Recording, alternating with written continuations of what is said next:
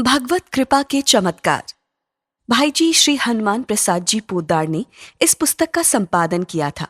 इसमें बहुत सारी सत्य कहानियां हैं जिनका भाई जी के संपादन में संकलन हुआ है। भाई जी ने अपने संपादकीय में लिखा है, जब तक मनुष्य परमात्मा को नहीं प्राप्त कर लेता तब तक नित्य नए जालों में ही फंसता रहता है। हम लोग अनंत जन्मों से यही करते आ रहे हैं, परंतु ये नहीं मानना चाहिए कि उबरने की कोई सूरत नहीं है। तुम्हें भगवान पर श्रद्धा रखनी चाहिए कि वे उबारने वाले हैं। उनकी शरण लेते ही सारे जाल सदा के लिए कट जाते हैं।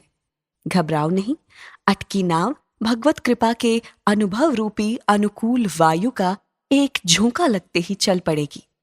भगवान की दयालुता पर विश्वास करो। आंध्र के भक्त कवि रामदास, लेखक श्री गुरुनाथ जी शर्मा। गोदावरी के पवित्र तट पर भद्राचलम प्रसिद्ध तीर्थ है। भद्राचलम को दक्षिण की अयोध्या कहा जाता है। कहा जाता है कि वनवास के समय भगवान श्री राम यहाँ कुछ समय रहे थे। यहाँ पर भगवान श्री राम, श्री जानकी जी एवं श्री लक्ष्मण जी की भव्य मूर्तियां हैं। विशाल मंदिर है।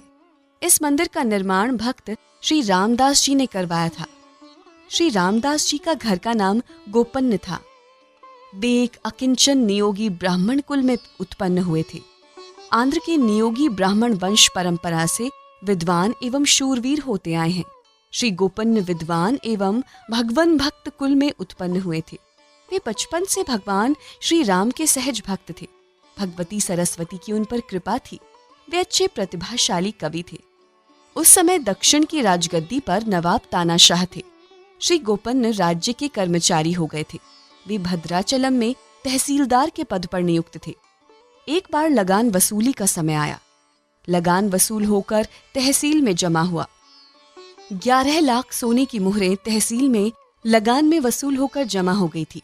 भद्राचलम के तहसीलदार श्री गोपन्न ने रात्रि में स्वप्न देखा। स्वप्न में उन्हें सीता जी तथा लक्ष्मण जी के साथ भगवान श्री राम के दर्शन हुए। प्रातः उठने पर श्री गोपन्न के मन में ये बात आई कि यहाँ भगवान का मंदिर बनना चाहिए। श्री गोपन्न के पास इतना धन कहाँ कि वे मंदिर बनवा सके, लेकिन रात्रि में स्वप्न में उन्होंने जो कौशल राजकुमार के दर्शन किए थे, उस दिव्य छवि ने उनके मन प्राण सबको एक अद्भुत उन्माद से भर दिया था। उन्हें सर्वत्र वही मूर्ति दिखाई पड़ती थी। स्नान पूजन से निवृत्त होकर वे तहसील में पहुंचे। सरकारी खजाने का निरीक्षण करते समय सहसा उनके चित्त में ये बात आई, संसार का सब धन तो श्री राम का ही है। उन्हें सर्वत्र वही मूर्ति दिखाई पड़ती थी। स्नान पूजन से निवृत्त होकर वे तहसील में पहुंचे। सरकारी खजाने का निरीक्षण करते समय सहसा उनके चित्त में ये बात आई, संसार का सब धन तो श्री राम का ही है। श्री दाशरथी प्रभु ही चक्रवर्ती सम्राट हैं। उनको छोड़कर दूसरे का धन आवेगा कहाँ से? ये 11 लाख मुहरें उन्हीं की तो हैं। उनका मंदिर इसी धन से बनेगा। मन में बात आई और कार्य प्रारंभ हो गया। कारीगर बुलवाए गए, मजदूर एकत्र हुए, पत्थर गिरने लगा, सामग्री आने लगी, सरकारी खजाने का धन खर्च होने लगा, मंदिर बनने लगा। श्री गोपन्न को न भूख लगती न प्यास, न नींद आती न थकान। वे जुट गए मंदिर बनवाने में। कभी कारीगरों का काम देखते, कभी मजदूरों का, कभी सामान जुटाने की व्यवस्था करते, कभी स्थान देखते घूमते। एकांत में भी मंदिर की बात ही उनके मन में घूमती रहती। क्या कैसे बनेगा, कौन सा कोना या द्वार किधर बनेगा, कहाँ से क्या सामग्री आएगी, बस यही बात उनके चित्त में घूमती रहती थी। वे नवाब का धन खर्च कर रहे हैं, नवाब विधर्मी है, सरकारी खजाना मंदिर बनाने में लगने से कोई दंड मिल सकता है, ये कल्पना भी गोपन्न के चित्त में नहीं उठी। वे तो श्री रघुनाथ जी की झलक पाकर परम निर्भय हो चुके थे। सभी श्री गोपन्न नहीं होते, सब कहीं सब प्रकार के लोग होते हैं। नवाब तानाशाह को ये समाचार मिल गया कि उनके भद्राचलम के तहसीलदार ने पूरा सरकारी खजाना मंदिर बनवाने में लगा दिया है। नवाब ने सैनिक भेजकर गोपन्न को पकड़ लाने के लिए कहा। मंदिर पूरा बन गया था। भगवान श्री राम, श्री जानकी तथा लक्ष्मण जी की मूर्तियां स्थापित हो चुकी थी। बड़ी सुंदर, बड़ी भव्य मूर्तियां स्थापित थी।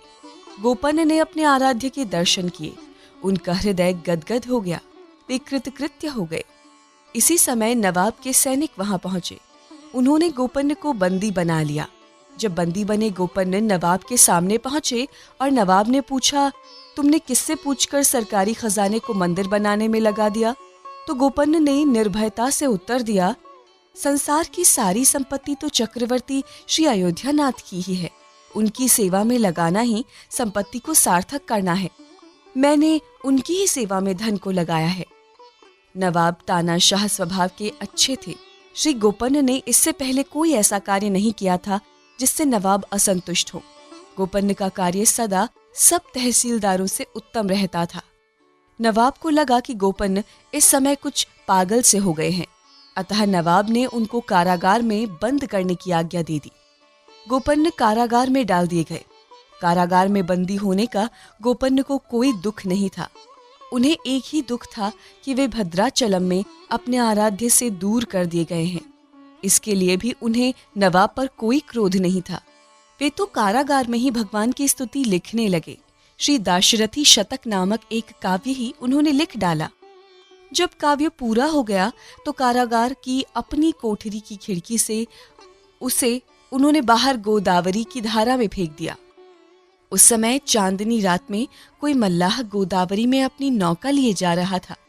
उसने देखा कि जल के प्रवाह से ठीक उल्टी ओर एक ग्रंथ अपने आप मानो तैरता उसकी ओर आ रहा है। कौतूहलवश मल्लाह ने वो ग्रंथ उठा लिया। इस प्रकार अपने भक्त के द्वारा निर्मित उस शतक को दाशरथी प्रभु ने स्वयं सुरक्षित किया। श्री गोपन्न को कारागार भिजवाकर नवाब तानाशाह राजमहल में चले आए थे।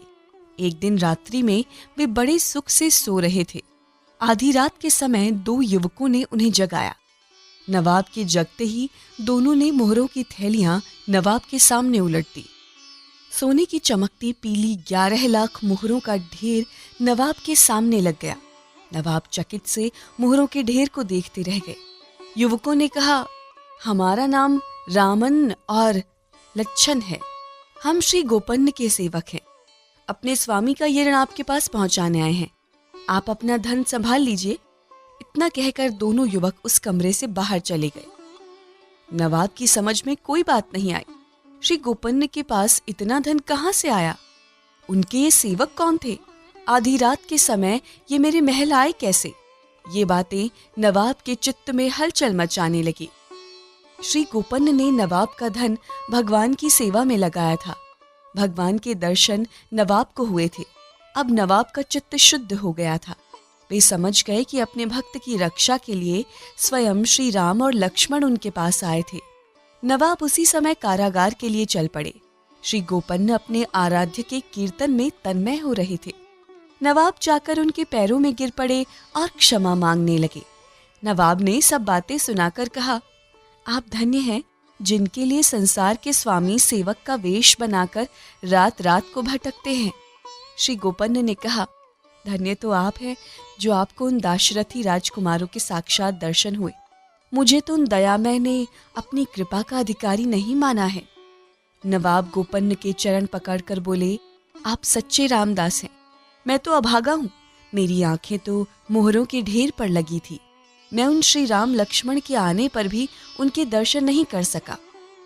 श्री गोपन्न बोले, प्रभु तो सदा सर्वत्र प्रत्यक्ष ही हैं। माया मोह के वश संसार के पदार्थों पर दृष्टि लगाए रखने के कारण ही हम लोग उन्हें देख नहीं पाते। इस मोह की निवृत्ति उनके चरणों की कृपा से ही होती है। नवाब ने श्री गोपन्न को कारागार से मुक्त किया। उनके साथ नवाब भी भद्राचलम चले आए और उन्होंने वहां भगवान के दर्शन किए। मंदिर की सेवा पूजा की नवाब ने उत्तम व्यवस्था कर दी। श्री गोपन्न भद्राचलम में अब अपने आराध्य का कीर्तन भजन पूजन करते हुए निवास करने लगे। अब उन्हें रामदास कहते थे। भक्त कवि रामदास जी दाशरथी शतक आंध्र में बहुत प्रख्यात है। इसमें आत्मज्ञान का बड़ी भावपूर्ण पद्धति से निरूपण हुआ है। भक्त कवि रामदास आजीवन भद्राचलम में श्री राम, श्री जानकी एवं श्री लक्ष्मण जी को अपने कीर्तनों से प्रसन्न करते रहे और अंत में उनके दिव्य धाम गए। बोलिए भक्त और उनके भगवान की जय। कल्याण वर्ष 27 पृष्ठ 11 5, 6।